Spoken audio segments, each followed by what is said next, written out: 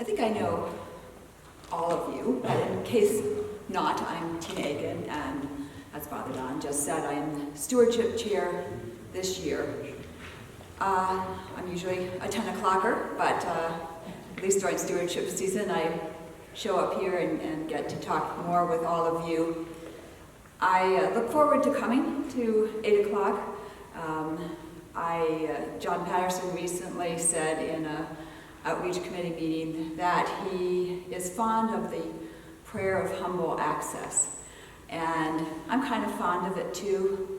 We don't get that at 10 o'clock, probably a little bit deprived. So it's good to be here and be with you. Hope you all received your stewardship letter this week. You may have recognized the message. Last year, David Miller was one of the speakers during stewardship season, and here at the 8 o'clock service, I thought what he said was so powerful that right afterwards I asked him, I said, I think that's the letter for next year. I think that's what should be said. And so we started with that, but there's a new twist. We're in a time of change and a time of transition. As I was driving here this morning, I turned on the radio, and it was the middle of some program. They said, change is what we want to be as a human family. Well, I would say as God's people, but I thought, God's voice right there on NPR. And so it is a transition time for us. We have experienced loss. We miss Mother Karen. We are moving forward with Father Don to help guide us on that path, but we're not there yet, and we don't really know exactly what the future looks like. It'll be a while before that comes into focus. So I think that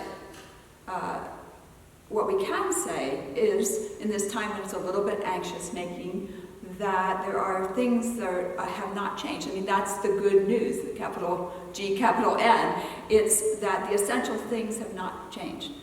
God's love for us hasn't changed. Our response to God hasn't changed. The call to us to do His work in the world hasn't changed. And so that's all rock solid.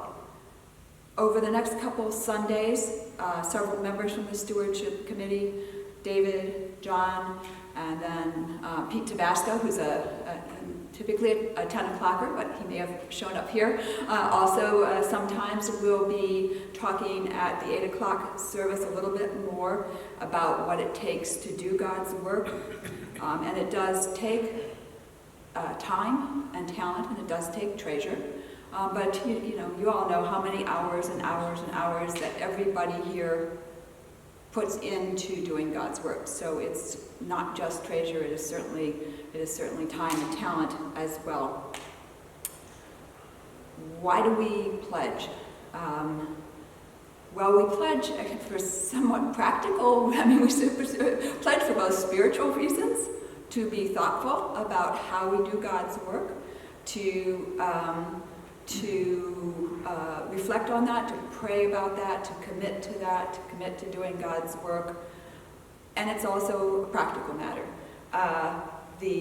When all the pledges are in, we know what resources are there, and the vestry can then make a budget for next year. So, as David said in the letter that you received, if we have more, we can do more.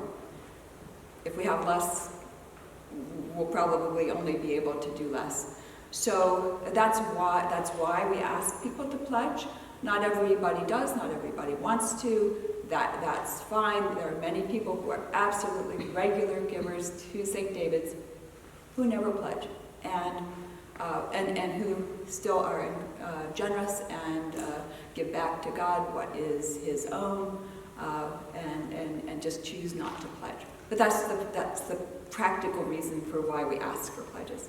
So we're blessed here. We're blessed by many gifts that have been given to us, the friendships that we have here at St. David's, the spirit that lifts us up in happy times and difficult times and sad times. And with these blessings comes the responsibility to serve God by serving others. And that's what stewardship enables us to do.